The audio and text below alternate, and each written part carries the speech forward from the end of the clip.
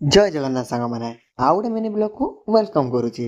आज चलतु जीवा आउ गोटे पूजा मंडप जेहेतु काली पूजा को रहा आउ मात्र 4 दिन। एटा हूँ चरंपा हाई स्कूल पड़िया। एटी सब मीना बजार पड़े। एई ग्राउंड रो जस्ट फ्रंट रे आपण देखिबा पाइबे चरंपा स्कूल मार्केट पूजा मंडप। जेहेतु एटा मार्केट रो पूरा सेंटर जगह रे सेति पई अधिकांश लोक एठी आस्थांती।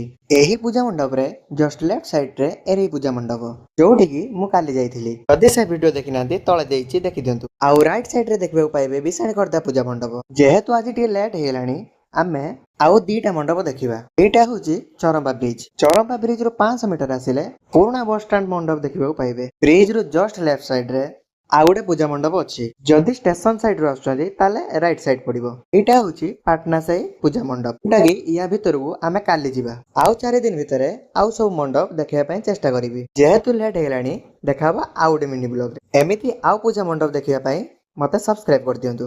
जय जगन्नाथ।